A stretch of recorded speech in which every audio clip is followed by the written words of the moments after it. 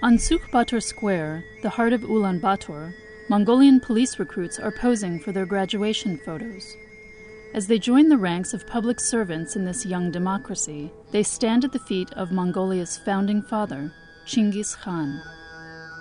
This 13th century warrior founded an empire that once stretched from the Pacific Ocean to Eastern Europe.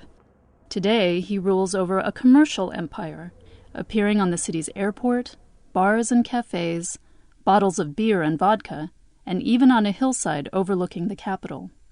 And here, on the steppe outside Ulaanbaatar, a new 50-meter-tall statue draws in foreign tourists and Mongolians, like Gala Badsuren, who's visiting for the 8th time.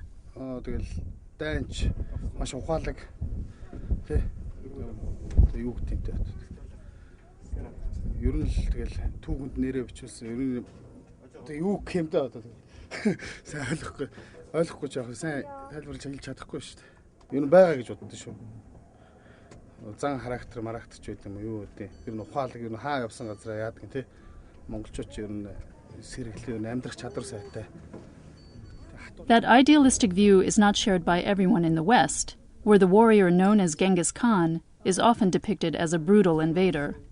But here at Chinggis Khan University, students learn that their national hero united warring tribes, respected diverse religions, and established trade and communications across the world's largest land empire.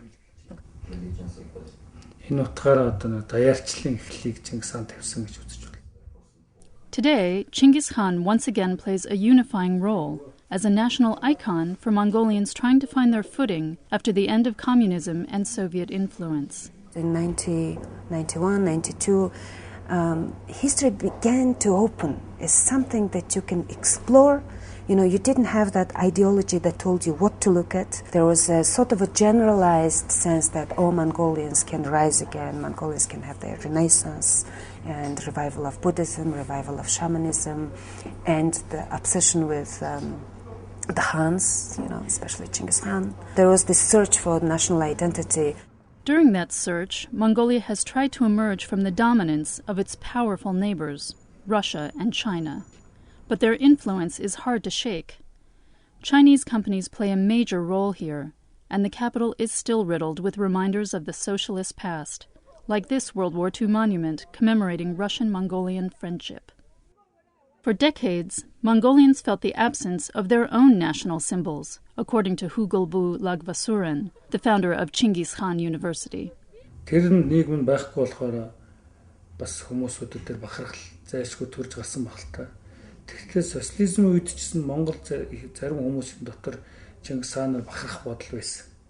In recent years, though, efforts to assert a new Mongolian identity have taken some wrong turns. There's a rising extremist right wing for whom national pride means hatred of immigrants, especially the economically powerful Chinese. Ultranationalists have even adopted Nazi symbols to represent their belief in racial purity, as seen at this theme bar in Ulaanbaatar, which attracts young visitors regardless of their politics.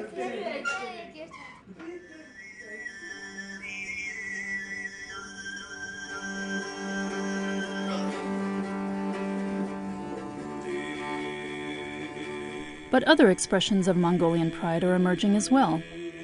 The folk music and art scene are vital, and since the end of communism, Mongolians have returned to the Buddhist temples.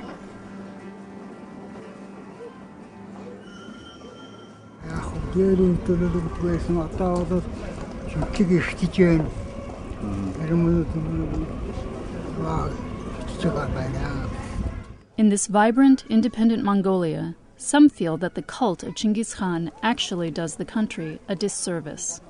Locking our history into this 13th century Mongolia really prevents us from getting in touch truly with the richness of our past. It's so lopsided when you look at 13th century so much, but you don't look at your immediate past, which has such important, implications for our present. But many young Mongolians are now looking ahead to the country's future. At the University of the Humanities, students take English, Chinese, and other language classes, always with an eye on Mongolia's growing economic opportunities. Well, English is the international language these days. If I have a chance, I would not hesitate to work in a foreign country.